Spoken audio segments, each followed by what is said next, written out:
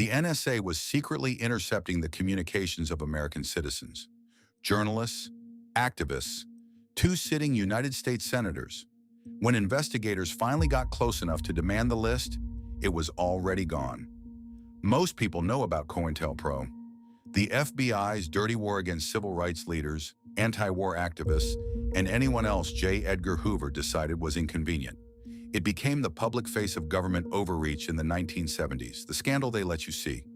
What they never advertised was that while the FBI was busy planting informants and sending forged letters, the NSA was running something quieter, something with no physical footprint in any neighborhood, no informant who could talk, no paper trail in any field office. They were listening. Project Minaret began in 1967, formally codified in 1969, and it operated under a simple and devastating premise. Certain American citizens, by virtue of their opposition to the Vietnam War or their association with groups deemed subversive, would have their international communications intercepted by the most powerful signals intelligence agency on Earth. No warrant, no judicial review, no notification. The targets were placed on a watch list, and any communication they sent or received that touched a foreign element was flagged, transcribed, and routed to agencies including the FBI, the CIA, the Secret Service, and the Defense Intelligence Agency. The customers were told only that the intelligence had been acquired through sensitive means. The source, the NSA, was scrubbed from every report. The watch list grew. By the time investigators began piecing together what had happened, it contained the names of at least 1,600 American citizens and organizations. Among them were journalists who covered the anti-war movement, civil rights leaders whose international contacts made them convenient targets. And then there were the names that should have made the whole operation legally impossible the moment they were added.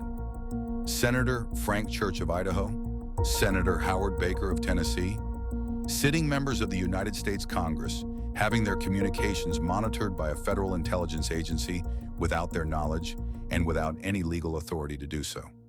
Whatever justification Minaret operated under, it did not extend that far. They knew it. They did it anyway. The program existed in a legal gray zone that its own architects understood was indefensible.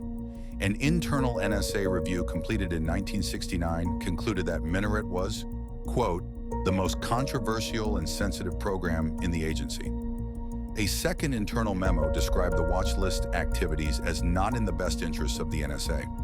They documented their own crimes and buried the documentation inside a classified system. For 6 years, the program ran. Then a journalist named Seymour Hersh published a story in December 1974 exposing the broader scope of NSA and CIA domestic operations. The Church Committee was convened. Subpoenas were prepared. And in the 4 days between Hersh's expose landing on the public record and the Senate formally requesting the Minaret target list, NSA Director Lew Allen ordered it destroyed. The physical list, the one that named the senators, the journalists, the activists, was fed into the shredder. What Congress received was a program that had already been sanitized of its most damaging evidence. Project Minaret did not begin as a domestic surveillance operation. That is what they wanted the Church Committee to believe. The program launched in 1967 under the banner of foreign intelligence, a technical legal shield that let the NSA claim it was monitoring international communications for drug trafficking and terrorism leads. But the internal operational scope told a different story. By 1969, the watch list had expanded to include American citizens with no foreign connections whatsoever. The criteria were not legal, they were political. If you publicly opposed the Vietnam War loudly enough to embarrass the administration, your name went on the list. If you wrote the wrong column or organized the wrong march, the NSA was already reading your cables. The names that surfaced when the program was partially exposed are the detail that turns this from a scandal into something harder to dismiss. Senator Frank Church, Senator Howard Baker, both sitting members of the United States Senate, both placed under NSA surveillance without their knowledge, without a warrant, without any legal basis that has ever been coherently explained. Jane Fonda was on the list. Dr. Benjamin Spock was on the list. Journalists from major American publications were on the list. These were not foreign agents. They were Americans exercising the exact rights the government was supposedly defending in Southeast Asia. The NSA was not chasing spies, it was cataloging dissent. What made Minaret operationally distinct from COINTELPRO was the method. The FBI used informants, planted evidence, forged letters, ran psychological operations at street level. The NSA worked from a distance, intercepting telegrams and international phone calls through direct cooperation with Western Union and the major telecommunications carriers. Those companies handed over the communications of American citizens to federal intelligence agencies without warrants, without court orders, and without telling their customers. NSA analysts would flag relevant intercepts, strip the standard dissemination markings used on legitimate foreign intelligence, and route the product through back channels specifically designed to leave no bureaucratic fingerprint. The program was built to be invisible. The paper trail was engineered out of existence from the beginning. Then came Seymour Hersh.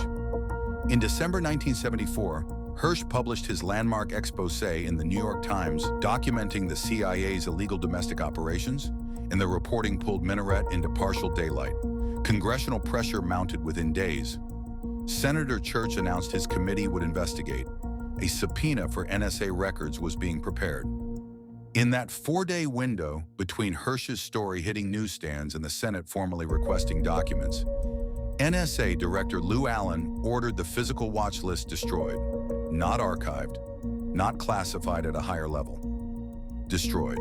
When Church Committee investigators arrived to examine the records, the list of names, the full accounting of who had been surveilled and why, was gone. Allen would later testify before the committee, acknowledging the program existed, but offering explanations that the committee itself found evasive and incomplete. He called Minaret ill-advised. That was the word he chose, ill-advised. The destruction of that list is the load-bearing anomaly in everything that followed. Without it, investigators could document the program's existence, but could not fully reconstruct its scope. They could confirm some names, but not all of them. They could prove the mechanism, but not the complete target set. Every account of Minaret that exists today is working around a hole, a deliberate absence where the most damning evidence used to be. The NSA has since declassified portions of the program's history, and those documents confirm the watch list existed, confirm it was destroyed, and confirm the timing. What they do not confirm is who else was on it, because that information no longer exists in any form they are required to produce. The shredder did not just destroy paper, it destroyed accountability. And the people who ordered it knew exactly what they were doing. What they found when the Church Committee finally pulled back the curtain on Project Minaret was not a rogue operation run by a few bad actors. It was a systematic, institutionalized program of domestic surveillance that had been running since 1967, authorized at the highest levels, targeting American citizens for no reason other than their opposition to a war the government was already losing. The watch list included journalists, civil rights leaders, anti-war activists, and 2 sitting United States senators. Their communications were intercepted, logged, and routed to other federal agencies, including the FBI, the CIA, and the Secret Service. No warrants, no judicial oversight, no legal framework whatsoever. The NSA's own internal review, conducted years later, concluded that Minaret was, quote, disreputable, if not outright illegal. They knew exactly what it was.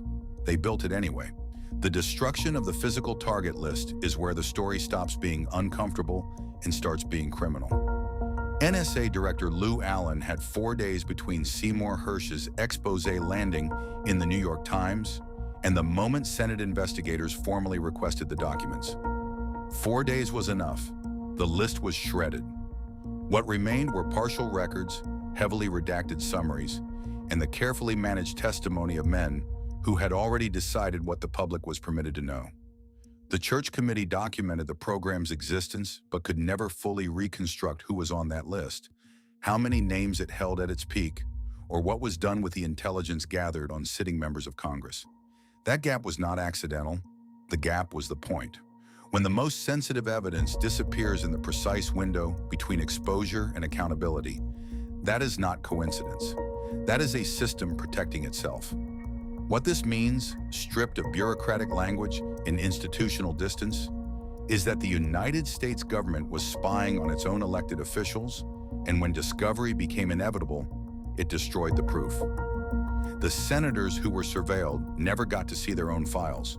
The journalists whose calls were monitored never knew which conversations were captured. And Lou Allen, who ordered the destruction, was never charged. He was later appointed director of the NASA Jet Propulsion Laboratory. They do not punish the men who bury the evidence. They promote them. What do you think was on that list that made it worth destroying? Who do you believe was on it that we still do not know about? Drop your theory in the comments because that conversation is exactly what they were hoping would never happen. Subscribe to What They Buried because every week we dig up another story they hoped you would never find.